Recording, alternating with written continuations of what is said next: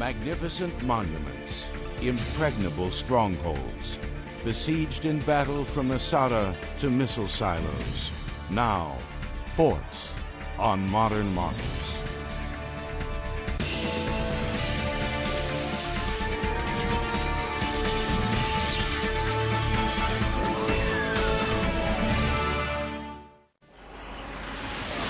This is a concertina, a modern-day military field fortification. It can be assembled on the battlefield in several hours. The units are made of heavily galvanized wire mesh, lined with polypropylene geotextile and filled with any available material, from sand to rocks to snow. The concertina was first used in the Gulf War as a British field fortification. The densely packed walls are designed to withstand direct fire attack and offer blast protection from air-delivered bombs and large-caliber munitions. The concertina represents the culmination of an art that has evolved over thousands of years. It is the fortified castle of the new millennium. You often hear people talking about impregnable fortresses. It's a myth. There is no such thing as an impregnable fortress. Any fortification can be taken if the attacker is willing to pay the cost. And that's a cost in lives, a cost in equipment, and a cost in time. The whole object of fortifications is to make that cost higher. Fortifications are ubiquitous throughout every society in recorded history. The earliest ones were very simply designed hill forts. Prehistoric man would put a crude fence of branches or bits of wood around his animals to form a stockade. Usually these forts would be situated on a hill to make it more difficult for an intruder to arrive unnoticed. But while the walls were a deterrent, they were not strong enough to hold off any determined attacker. Wooden stockades are fairly fragile structures. You can knock them down fairly easily. They rot. They catch fire, all sorts of bad things happen. So where it was available, people worked into start building walls out of stone. Throughout history, many important events have taken place around a fortress. The first evidence of a city protected with stone walls was found in the Near East. The city of Jericho controlled that area because of its strategic location along the Jordan River. The original walls of this desert oasis are believed to date back to 8000 BC, built by a people known as the Pre-Pottery Neolithic B. These people were masters of architecture. To keep the city safe from attack, the 3,000 inhabitants built freestanding large stone walls that were 6 feet thick and 23 feet high. There was a tower in one of the walls and a stairway. They also managed to dig a 10-foot deep ditch to surround the half-mile circumference. The walls of Jericho were rebuilt at least 19 times in the next 6,000 years because of damage by earthquake or war. The famed Bible story picks up at the beginning of the year 1300 BC, when the Israelites entered Palestine and sent Joshua to claim Jericho. For 6 days, Joshua walked around the perimeter of Jericho with trumpets blaring, and on the 7th day, as the saying goes, the walls came tumbling down. The construction of stone fortresses became more sophisticated throughout the ancient world, and so did the methods for breaching those walls. They had battering rams. They had movable towers that they could move up against the walls of the forts to allow the attacker to get over the top of the walls. So again, we see this constant struggle between the defender and the attacker. The city of Troy in Anatolia was a strategically located city in the Near East that guarded the entrance to the Black Sea. The Greeks were unable to penetrate the walls, so in 1184 BC they devised another method to conquer the fortress. The Greeks did not have very sophisticated siege equipment. They just had standard personal weapons, so all they could try and do was climb over the walls. And that's a hard thing to do against any well-built fortification that has a good garrison. According to the Greek writer Homer in the Iliad, the city of Troy had steep 20-foot-high walls. It was believed to be impregnable.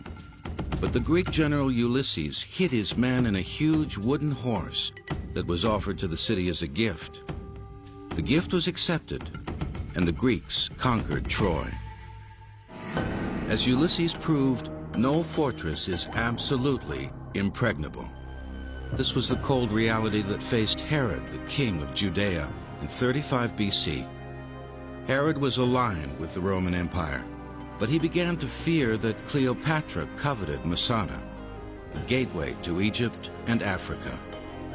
The name Masada comes from the Aramaic word mitzad, which means fortress. Herod was known as a master builder of his time, and Masada would be the jewel in his prestigious crown of personal strongholds. Masada's location, rising 1,300 feet above the Jordan River, made it seemingly unapproachable. But keeping a supply of food and water atop the fortress was a problem. So Herod built large, well-stocked storage houses and a series of cisterns which would gather the water from rain showers. During Herod's residence, no battles took place at Masada. But later, in the year 66 AD, a small group of Jewish zealots claimed Masada as their stronghold. It was the last bastion against the Roman army, who came back to conquer it in the year 72. The Romans built a camp below Masada and encircled the entire cliff fortress so no one could get out. The zealots, led by Alazar ben Yatir, took advantage of two natural rock ramps leading to the fortress to prepare for the attack. They placed 100-pound rolling stones by each of these ramps or paths so that if anybody tried to climb up, they'd roll the stones down on them and they wouldn't be able to get up. The Romans were determined to unseat the zealots from their stronghold. After 6 months of preparations, Flavius Silva led his men in an attack against the fortress. And then he brought up what's known as a siege machine, which is a iron-plated wooden structure from within which archers could fire into Masada, the walled fortress. And while that was going on, the way that they covered themselves were with catapults, and hundreds of grapefruit-sized stones were found on the top of Masada. The Romans started shooting flaming arrows, which ultimately set fire to the inner wooden walls of the fortress. This spelled doom for the 967 zealots on Masada. Alazar ben Yair brought together the zealots and said, God has shown us that the tide is fatally turned against us. But we're not going to become slaves to the Romans. We got into this fight because we serve no one but God. Therefore, we will only allow our deaths to be by the hand of God. And what he meant by this was that they would commit suicide. According to the Jewish historian Josephus, the men killed the women and children first, and then themselves. With the Israelites completely in their control, the Romans continued to expand and contain their empire through the use of precise, strong fortification techniques and sophisticated siege methods. Their status as a dominant world power would last for several hundred years. The ruins of Masada were first discovered in the 1960s by a group of Israeli students traveling in the desert.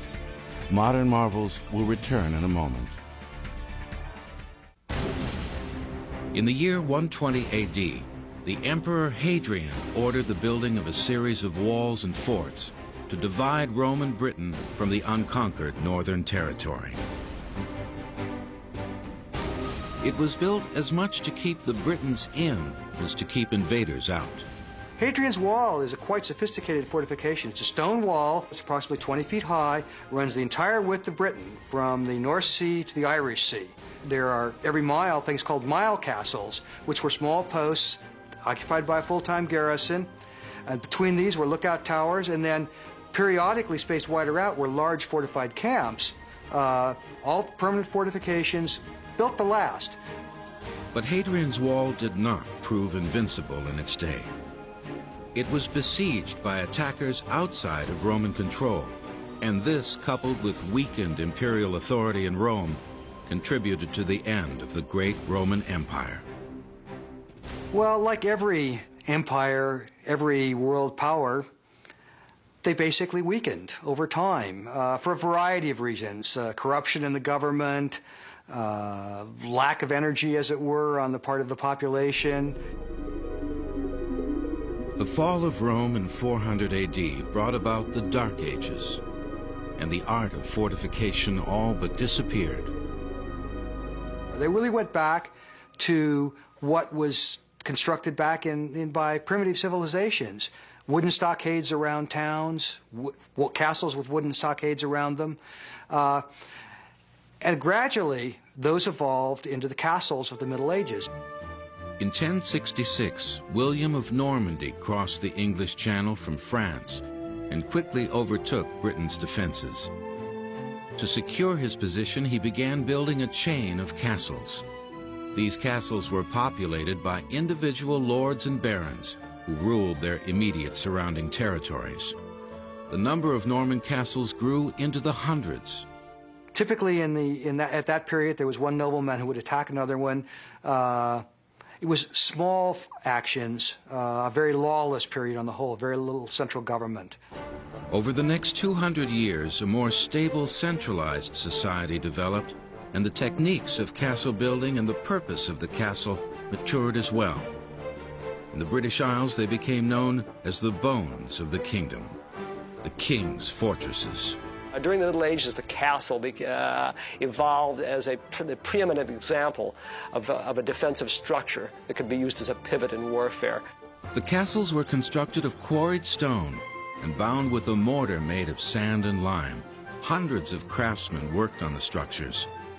The elaborate designs included an outer curtain wall, which was maculated or indented with merlons, through which the defenders could fire their weapons and then duck for cover. The castles were equipped with protruding towers at the corners so that all sides of the curtain wall could be covered. And at certain points along the wall were meurtriers, or murder holes, through which the defenders could drop lethal objects like boiling oil upon the attackers if they succeeded in getting through the gate. In the 13th century, Edward I built many castles in Wales to protect England's interests there.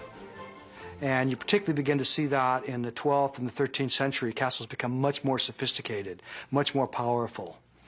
And you also see towns beginning to develop, and towns become more important.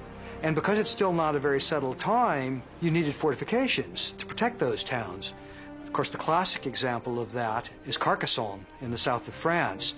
It's a perfect example of a fortress or fortified town of the Middle Ages. The world had become a walled fortress. The Great Wall of China, which was begun in 214 BC, covered 1,400 miles of mountainous terrain.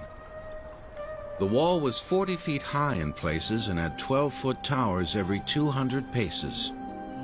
Built to keep out foreign invaders, it was finally abandoned in 1368. In 324, Constantinople became the new Rome, the seat of the Holy Roman Empire.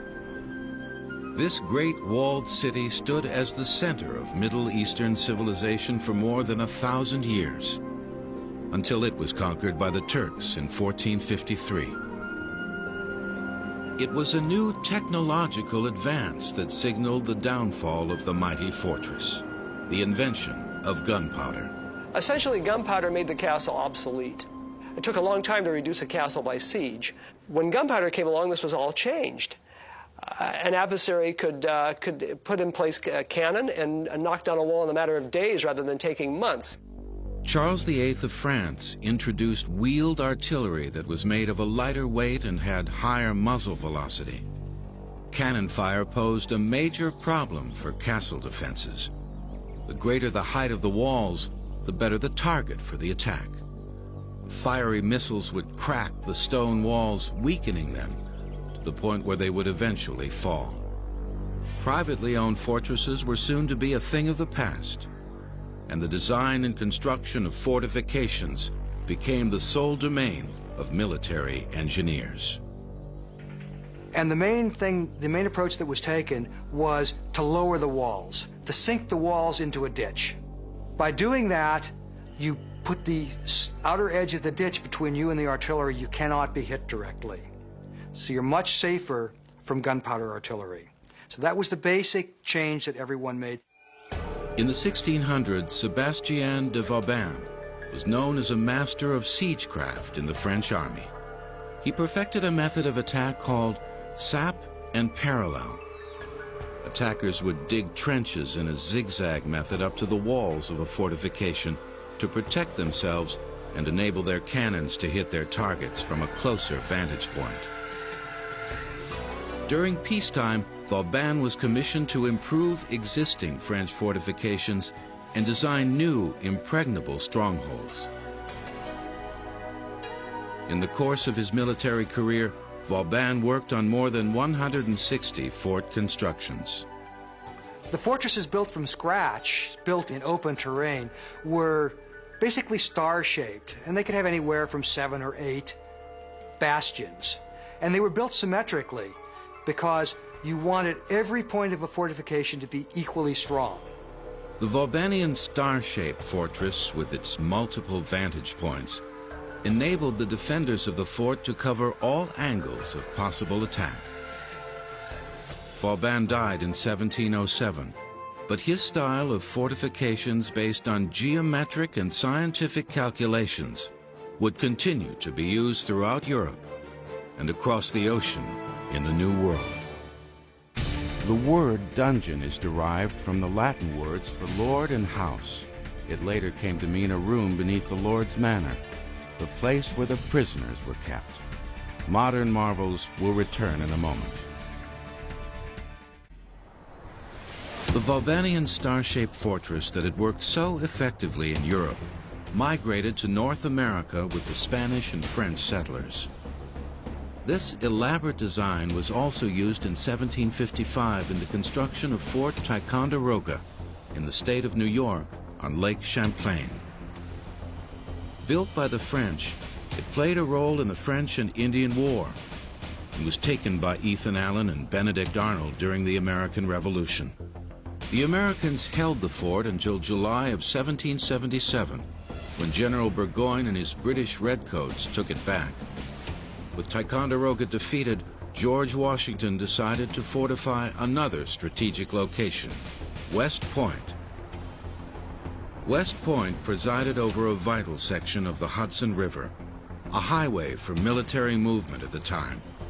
If the British gained control of the Hudson, they would cut off a major supply source for the Continental Army. It was essential to get men and material between the New England colonies and those to the mid-Atlantic colonies in the South. Whatever industrial capacity we had was in New England. The grain was in the West. It was essential that those two segments of the population could be brought to bear to defend the country. West Point, New York is made up of rocky promontories on one side of the river and Constitution Island on the other. The river makes an S-shaped turn at this juncture, and that became another crucial reason for fortifying the area. What this meant was that any British ship coming north would have to slow down considerably going through the S-turn. And the river also was narrow at this point, only 400 yards wide. That meant that the entire river could be covered with fire at a point where the British ships would be going the slowest. The Continental Congress voted to fortify these highlands in 1775. The first man they chose to design the structures was a Dutch botanist named Bernard Romans. The selection of Bernard Romans as the first engineer at West Point in some ways highlights the absence of trained professional officers.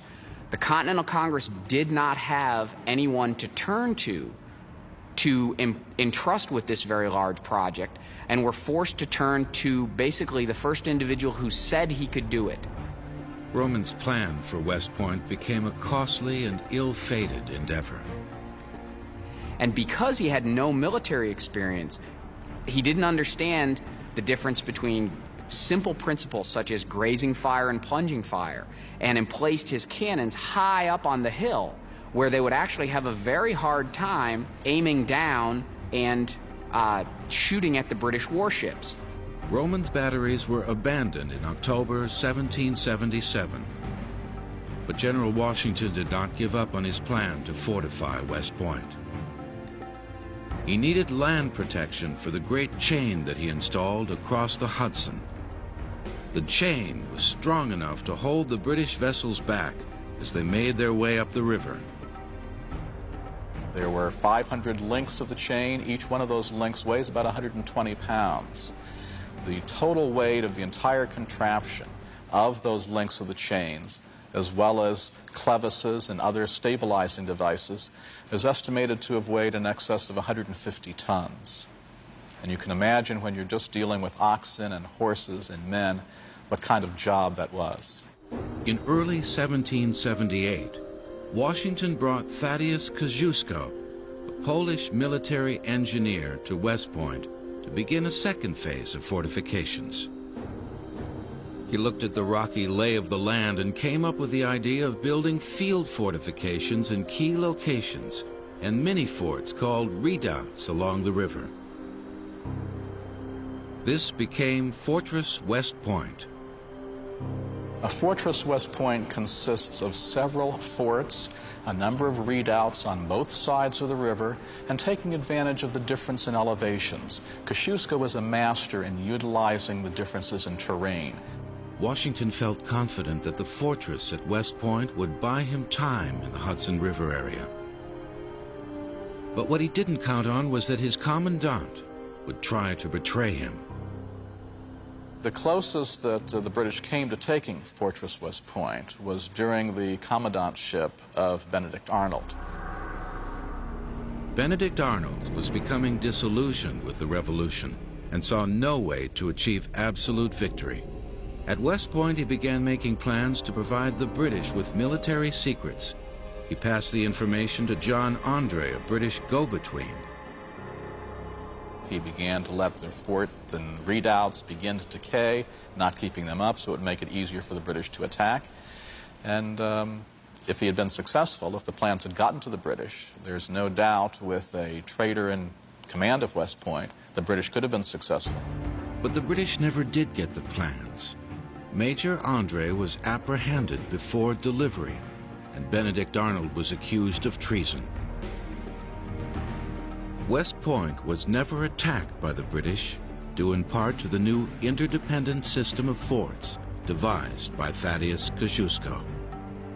This may have been simply an ad hoc series of solutions to a series of problems, and not a grandiose scheme to actually come up with a revolutionary new system of fortifications. This is reinforced by the fact that after the American Revolution, you see a decline in the use of a series of fortifications and the return to the idea of one main fortification, which would lead to the building of Fort McHenry. Fort McHenry was a coastal fort built to defend the city of Baltimore against a British sea attack during the War of 1812. It was here that Francis Scott Key wrote the Star-Spangled Banner. The United States continued to fortify the eastern seaboard, and in 1829 construction began on another coastal stronghold on Cockspur Island in Savannah, Georgia. Like Fort McHenry, the purpose of Fort Pulaski was to defend the port of Savannah against foreign invaders. One of the original engineers on the project was a recent West Point graduate named Robert E. Lee. It was in this environment, because of its strategic location in the middle of the Savannah River, that Lee and the administration of President Madison decided that they should build a fort here that could best protect the port city of Savannah, protecting not only the city, but of course all the commerce, the rice that was cultivated along the coastal areas, the cotton, the pitch, the tar, the pine. All these things were very important commodities. Because of Cockspur Island's marshy grasslands, Fort Pulaski had to have a special foundation to support its enormous weight.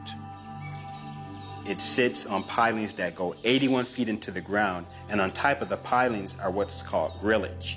Grillage is nothing more than a fancy word for a large platform. And on that platform, on those pilings, sit this fort. Fort Pulaski is pentagonal shaped. Its walls are 7.5 feet thick, constructed out of 25 million bricks that were made by local slaves. The fort took 18 years to build. An entire town of workers grew up around the construction site. When it was finished in 1847, U.S. Chief Engineer Joseph G. Totten declared that it was as invincible and strong as the Rocky Mountains. 15 years later, Totten's statement would be put to the test. In December of 1860, federal troops took over Fort Sumter in Charleston, South Carolina, and the war between the states began. In January of 1861, the Confederate States of America seized Fort Pulaski and began arming it for battle. In the meantime, the Union Army, led by Engineer Captain Quincy A. Gilmore, was building a series of field fortifications and artillery batteries on Tybee Island, a mile away across the Savannah River. By April of 1862, they had painstakingly constructed 11 artillery batteries containing 36 cannons and mortars, all aimed directly at Fort Pulaski. Gilmore decided to try out a new type of unproven rifled artillery for the assault, and that proved to be the death knell for Fort Pulaski. Well, the point in history or the technology is a new type of cannon that would make this fort and all others all over the world obsolete. On April 10th, 1862, Gilmore launched his assault. Soldiers on both sides were surprised by the performance of this new rifled cannonball. It could hit targets precisely over a mile away. The ribs in the projectile allowed the blast to propel it on a faster, longer, and more direct trajectory. The Union fired over 5,000 shots in about 30 hours before Colonel Charles Olmsted surrendered. The precision of the cannon fire had succeeded in breaching 2 walls of Fort Pulaski and damaged the door to the powder magazine, where 40,000 pounds of gunpowder was stored. When Olmsted found the magazine filling with smoke, he knew that the thing to do would be to surrender, because it would have just been a matter of time before the magazine would have detonated. That much powder going off, the concussion probably would have killed most of the men in here without ever having a chance to try to defend themselves. After only 30 hours, Colonel Olmsted surrendered Fort Pulaski. After the battle was over, only 14 people were injured in the fort. 1 would die at the time and 1 apparently later on. Over on Tybee, there was not 1 single person wounded and only 1 man killed. So for a Civil War battle, it was relatively bloodless. The effect of the new rifled artillery would change military engineering forever. The 1st Black Union Army Regiment was comprised of the slaves freed at Fort Pulaski. Modern marvels will return in a moment. In the early 1800s, while the United States government was building up its coastal forts on the Atlantic seaboard, the settling of the Western Territory was also gaining momentum.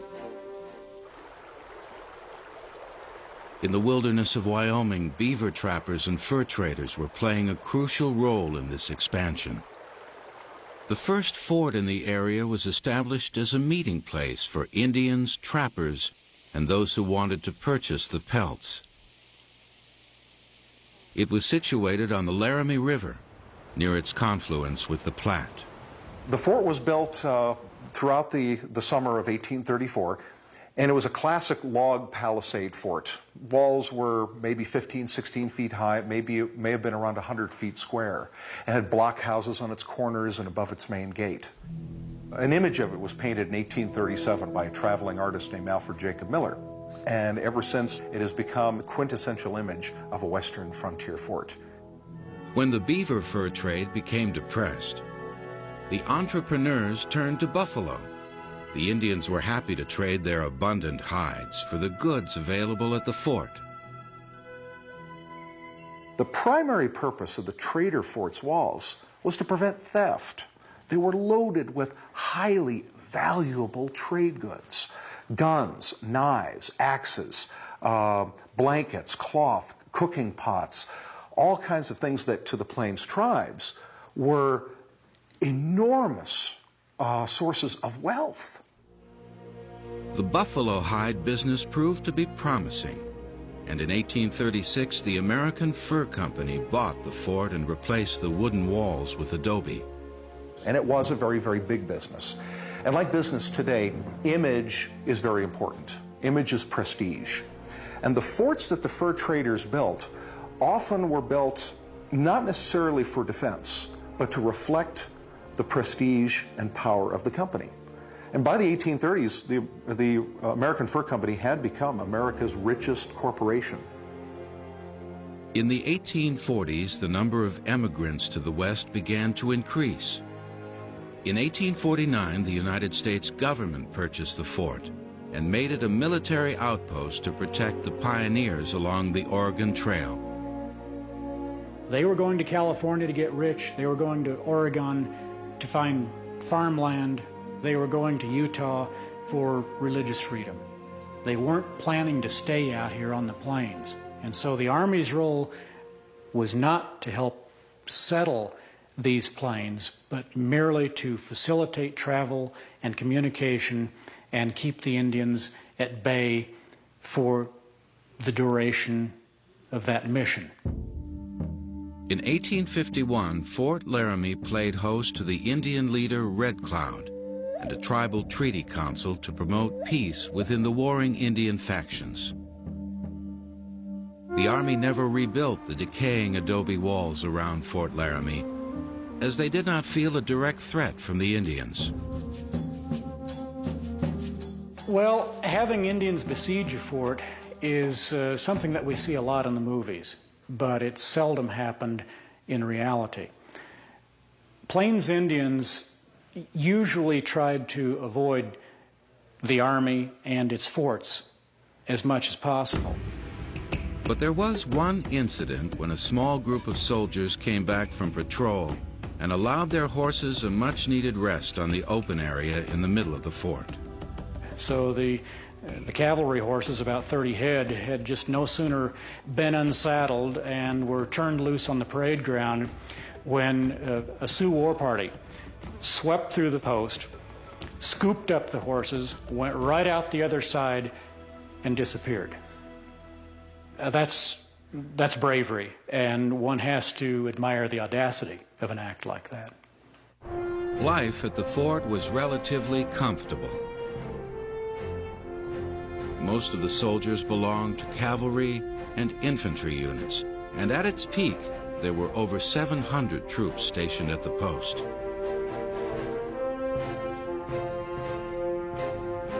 The fort had communal barracks for the enlisted men, and the officers had separate quarters. Fort Laramie still acted as a trading post and was a major station for the Pony Express in 1860. The Pony Express didn't last long. It lasted only a very short time because it was supplanted then by another, even more effective means of communication, the transcontinental telegraph. By the late 1850s, over 50,000 immigrants visited Fort Laramie each year. Many of those visitors were prominent people of their time. One of them was Mark Twain, and another was Wyatt Earp. Great Indian chiefs, Red Cloud, Crazy Horse, Spotted Tail, great Army generals, and a lot of people that we've never heard of course. Nameless, faceless people that made up the real story of American westward expansion.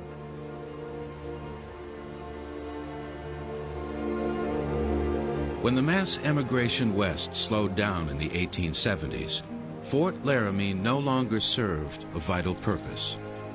General Sherman had expressed his desire as early as 1880, 1882, that the Army should consolidate its forts and abandon those that were not found necessary.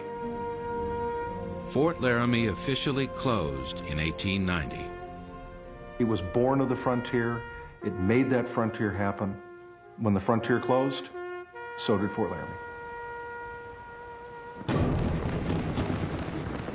Less than 30 years later, in the early 1900s, the United States Armed Forces turned their attention to the Great War in Europe. There were no fixed fortifications. Soldiers on the front lines launched offensives from trenches and underground bunkers. This new aggressive form of warfare proved devastating, especially to the French. They lost over 1 million men in the Great War, and over 4 million more were wounded or taken prisoner. In 1920, André Maginot, the French Minister of War, secured financing for a great wall of France to discourage further attack by Germany. It lined the border between France and Germany and stretched from the Rhine River all the way to Luxembourg. Maginot's plan was an ultra-modern defensive system for its time, because except for the gun turrets, the majority of the forts were built underground, sometimes as deep as 100 feet to protect the troops from return fire bombardment. The 58 large forts and 400 smaller ones were connected by tunnels that hauled equipment and ammunition between the blocks. Each fort had 10-foot-thick walls made of reinforced concrete. Here, over 1,000 men would eat, sleep, train, and wait months for a confrontation that never came. They even had a special system of air filtering. The air inside these blocks and inside the entire Maginot Line forts was kept at a higher pressure than the outside, and any air that was taken into the forts was filtered. The object was to keep any poison gas out, because poison gas had been such a major issue during the First World War. Despite the supposed impregnable nature of these fortifications, they were never really tested. In 1940, Hitler simply chose to ignore the Great Wall and attack the Ardennes in Belgium to completely surround the French army in Alsace. Less than 1 month later, proud fortress soldiers marched into captivity. The Maginot Line, in some respects, did its job. The Germans did not come through it in any significant way. They went round it. Unfortunately, the French weren't very well prepared for this, and we all know what happened. But the actual forts of the Maginot Line held out fairly well. The Maginot Line dissuaded the Germans from attacking France's eastern frontier, and it gave the French army time to fully mobilize and deploy. But its legacy was the lesson that modern wars were mobile affairs, battles that were won or lost by the strength of artillery, or tanks, or aircraft power. Failure of the Maginot Line caused General Patton to comment, "Permanent fortification is a monument to man's stupidity." In the 1970s, many of the Maginot Line forts were auctioned off to the public. Some were open for tourists, and others were used for mushroom farming. Modern marvels will return in a moment. After World War II, the threat of nuclear annihilation haunted the minds of military engineers and defense strategists around the world. Permanent fortifications were no longer viable, considering the power of a detonated missile. Early detection and quick response time became the goal. In 1966, the North American Air Defense Command Center opened its 30,000-pound doors. It was built under 2,000 feet of granite in Cheyenne Mountain in Colorado. A fort for the nuclear age. NORAD is basically an electronic sentinel for Allied forces around the world. It was here that the Scud missiles launched by Iraq were identified, and anti-ballistic missiles were alerted to respond. Reported a launch and impact of a missile out of southern Iraq. Predicted impact in Saudi Arabia. 1,400 men and women work in this 4.5-acre complex that is a maze of chambers and tunnels. The center itself is crafted to withstand a medium-range nuclear blast, and its inhabitants would be able to survive for up to 30 days in that event. At the same time that NORAD was being built, Air Force and aerospace engineers were developing a smaller nuclear missile that would be lighter in weight, easier to launch, but still be effective. When those two technologies merged, the capability to develop a strategic weapon to be able to project a deterrent force over 5,000 miles distance without any personnel with the weapon became a very useful tool in a strategic perspective. Since the 1960s, these intercontinental ballistic missile launch systems have been fashioned into mini fortresses themselves. They've been housed underground at complexes like the Vandenberg Air Force Base in Lompoc, California. A system that is self-sustainable.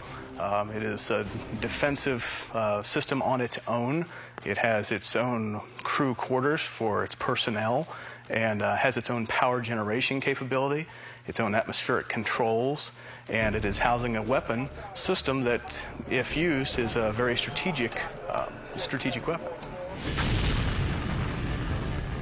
The Minuteman, Titan II, and Peacekeeper missiles weigh approximately 165 tons.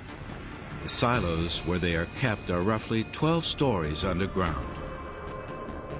The door that covers that silo weighs 748 tons, and that door opens in 19 seconds. Now, that facility is connected to a launch control center, and the launch control center would be a 3-story structure underground. Should an explosive device be detonated near the facility, everything required to operate the weapon system is hanging on shock isolation systems, or coil springs in the case of the Titan II program.